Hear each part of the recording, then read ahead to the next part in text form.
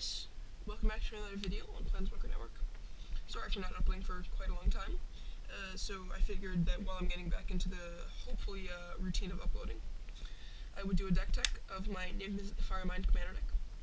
So, mizzet, he is 2 blue, red for a 4/4 legendary creature dragon wizard. He has flying. His first ability says that whenever you draw a card, he deals 1 damage to target creature or player.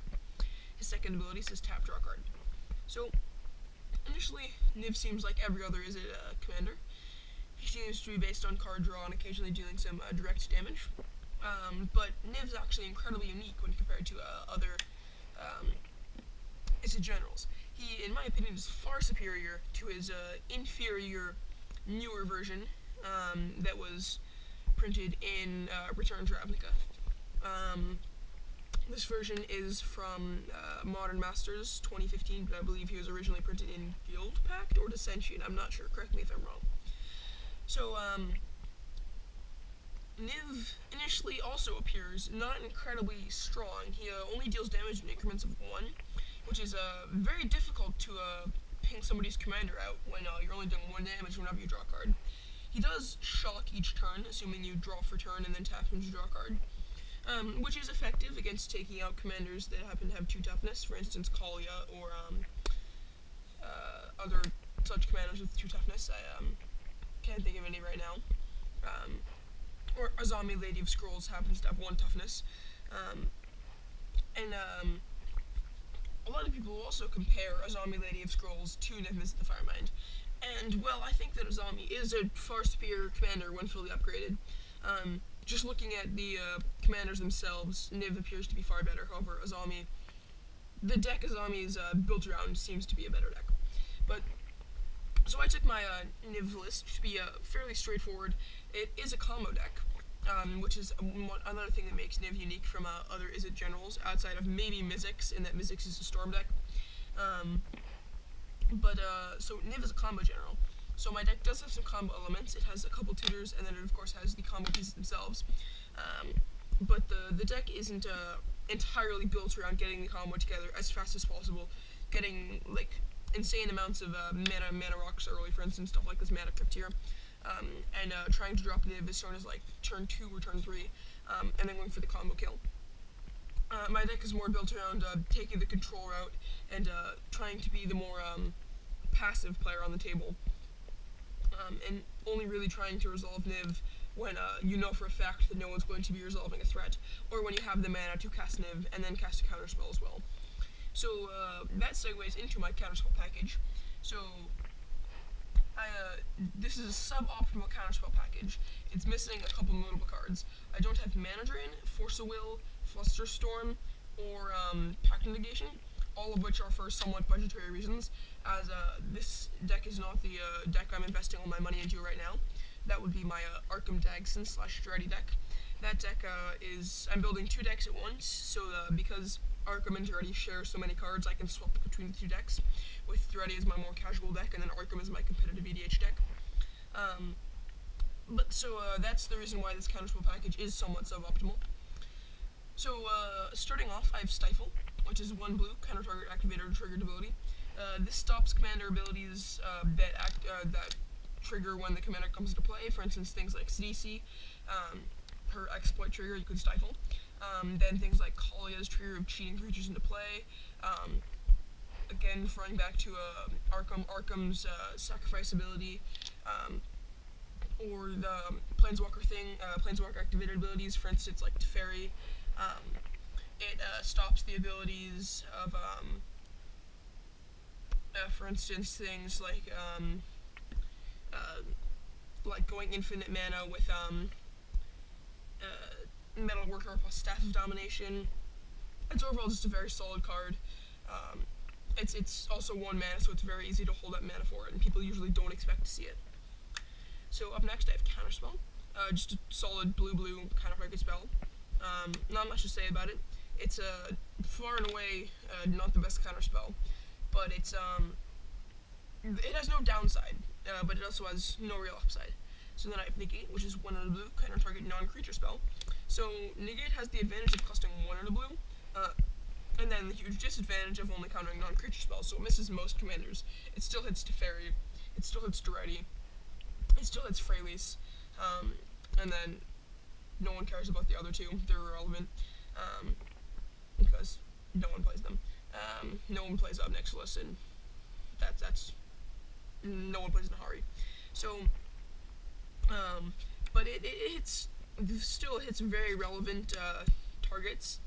It hits certain combo pieces. It can counter other counter spells. It counters removal spells that would be targeting Niv. It's overall just a very nice card to have in the deck. So Arcane Denial is an interesting inclusion. It both has a huge upside and huge downside. So the huge downside is that it allows your opponent to draw 2 cards, and the huge upside is that it lets you draw a card. And it also costs 1 and a blue. And it also has a hard counter, meaning it counters any spell. So it's interesting in this deck in that it's more of a political counter spell. Some people actually let it counter their counter the spell, even if they have a counter spell, because they want to draw the 2 cards.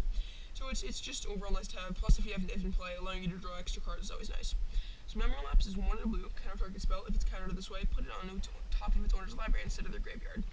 So again, this seems like, initially just seems like another counter spell with downside, but it only costs 1 in a blue, and it also puts it on top instead of into the graveyard, which can be helpful if it's like a flashback spell, for instance, things like Past in Flames. And so that can sometimes be very useful. The downside is it's awful against miracle spells. Then Remand, again, is another counter spell that I don't love. It's 1 in a blue, counter target spell. If that spell is countered this way, put it into its owner's hand instead of into that player's graveyard. So the huge downside of playing Remand is that it gives it back to them, basically. It gives the spell back to your opponent, and they can cast it again. And it's only delays the inevitable. Which is kind of funny, because Delay is probably a better spell than this. So I'd probably recommend putting Delay into the slot, except, obviously, of course, my LGS didn't have any delays when I was trying to get this deck, so I had to buy Remand instead. Also, Remand draws you a card, which is sometimes nice, but it lets you dig, but it's usually never incredibly relevant. So Redirect is a surprise card that a lot of people don't see coming. So it's blue, instant, you may choose new targets for target spell. So the funny thing about this is that it's a counter spell for counter spells, in that they cast a counter spell targeting one of your spells, you redirect that counter spell back to counter itself. And it also can change the targets of things like Blue Sun Zenith. If they are going to Blue Sun Zenith you to make you draw your entire deck, plus like a billion, then obviously redirect it back to them, they kill themselves. And then Counterflux is mostly in here as being an uncounterable counterspell. It's blue and a red. Instant, can't be countered by spells or abilities, counter target spell you don't control. But it does have the additional overload text of 1 blue red. You may cast it for its overload cost. If you do, replace all instances of target with each. So this is nice because it works against storm spells. The huge upside of Storm is that counter spells don't do very much against it, because they can only counter the initial spell that had Storm, or the copies, or one of the copies. They can't counter all the copies and the additional spell, or the initial spell. There's only a couple spells that can actually counter Storm. There's Counterflux, which is here, Flusterstorm, which I don't have because it's expensive, and then there's also Mindbreak Trap, I believe it is, but Mindbreak Trap is usually useless outside of Storm, and Counterflux actually has some other applications, so I play it instead. So Dissipate is 1 blue, counter target spell. If that spell's countered this way, exile instead of putting it into its owner's graveyard. So Dissipate, it's strong against flashback cards, but outside of that, it's just counter spell with downside, or strictly worse counter spell. Disallow is a huge new addition for this deck from Aether Revolt. It's 1 blue, counter target spell, activated ability or triggered ability. I dare say that this counter spell is one of the strongest of all time. It counters, it's Stifle plus counter spell stapled together. It's there's a green version of it that's green blue with the same text, but obviously you can't play it in this deck because the deck's blue red, and so I think that this counterspell is incredibly strong in Commander, and it's never really a dead card. It's basically the Swiss Army knife of counterspells, although you could argue that that would go to Cryptic Command. And then lastly I have Rewind, which is 1 blue counter target spell, untap up to 4 lands. So Rewind is a free counterspell. It's a pseudo free counterspell. You have to have 4 lands available to be able to cast it, or 3 if you have Ancient Tomb. or Temple of the False God. But Rewind allows you to counterspell with Rewind and then hold up another counterspell. And so usually people won't anticipate that you can counter 2 spells in one turn when you're only 4 mana up. And so overall, that's what I think is probably one of the better counterspell packages on a budget. And then up next I have my tutors. So I have Gamble, which is 1 red, search your deck for any card and put it into your hand, shuffle your library afterwards, then discard a card at random. Gamble is just an unconditional tutor. Overall, it's pretty strong. Mystical Tutor is 1 blue, search your library for an instant, interrupt mana source or sorcery card, reveal that card to all players, shuffle your library and put that revealed card on top. So this finds any instants or sorceries. Again, it's a strong card that I like to find counter spells, or it can also find other tutors. So Dizzy Spell, the text on Dizzy Spell is basically irrelevant. It's 1 blue for an instant, target creature gets -3 mana so until end of turn. But Dizzy Spell has Transmute. So for 1 blue, you can discard Dizzy Spell. Only as a sorcery. And search your library for any card with CMC 1 and put it in your hand. So the interesting thing about Transmute is that it's uncounterable because it's an activated ability. The same thing is true for Blood Rush and Evoke. Or sorry, not Evoke, Blood Rush as well. Because it's an activated ability, not casting the card. So long-term plans is 2 and a blue. Search your library for any card and put that card 3rd from the top. Or shuffle your library, then put that card 3rd from the top. So long-term plans, again, another unconditional tutor that can fight any card in your deck, so it's just overall nice to have. So Fact or Fiction isn't great, but it's an interesting inclusion for the deck that I've kind of been testing. It's 3 and a blue, reveal the top 5 cards of your library. An opponent separates those cards into 2 piles, put 1 pile into your hand and the other into your graveyard. So this is nice because it allows you to hit multiple cards that you could need at once, and it's also instant speed, so you can cast it in response to your opponent casting something and maybe find a counterspell. Then lastly, I have Ethereal Usher. Again, doesn't count. The mana cost and everything and abilities don't really matter.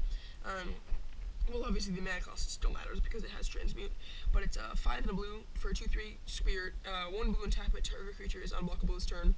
Transmute of 1 blue, so it has obviously the same text, and it transmutes for 6, meaning it typically finds things like Data Navigator or Mind Over Matter.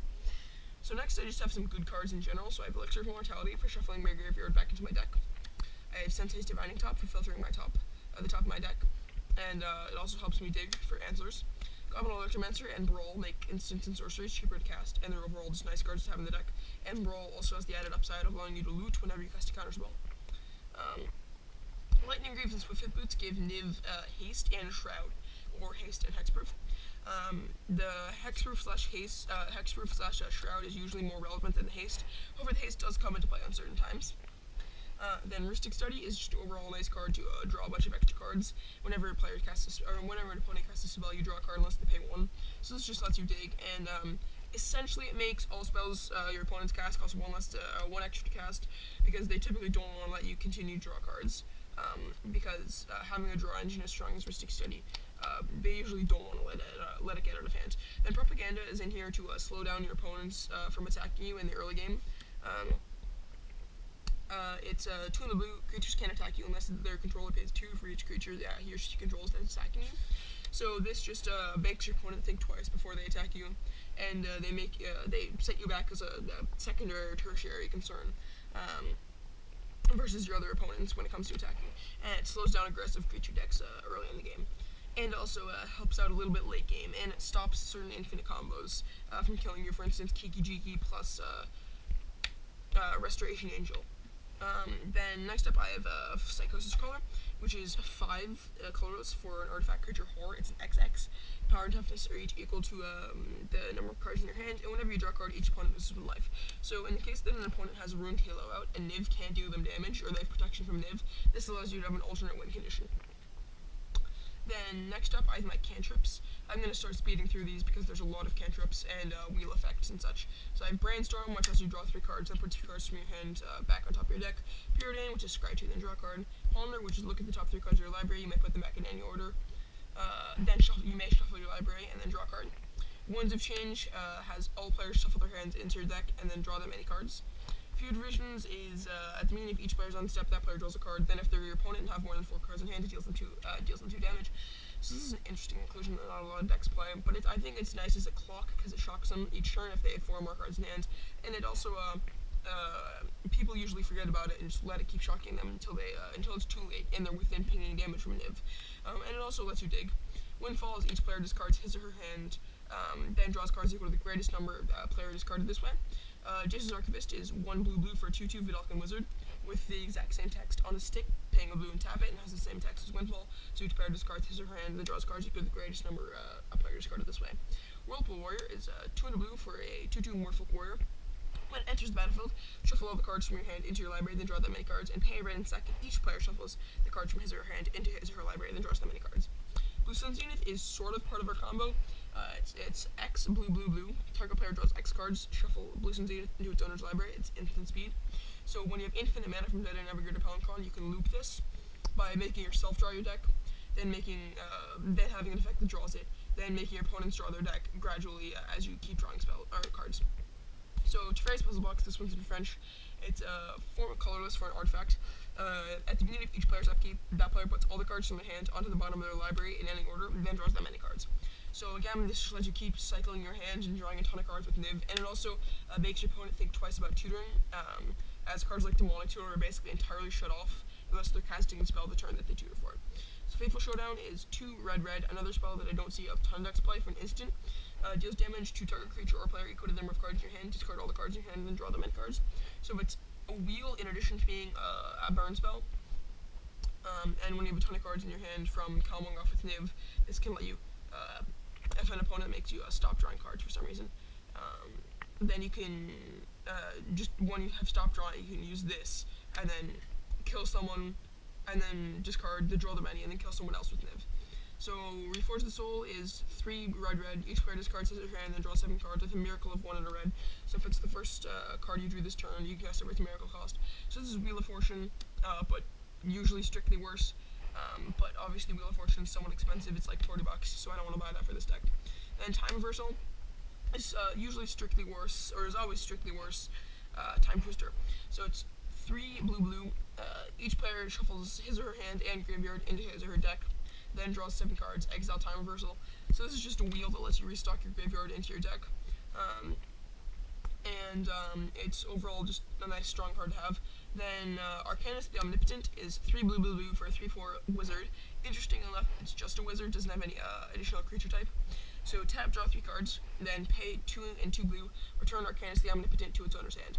So Arcanus, he's Ancestral Recall on a stick. He just taps to draw 3, and then you can bounce him in the event of a board wipe. And he just consistently lightning bolts people, and also lets you dig for your combo.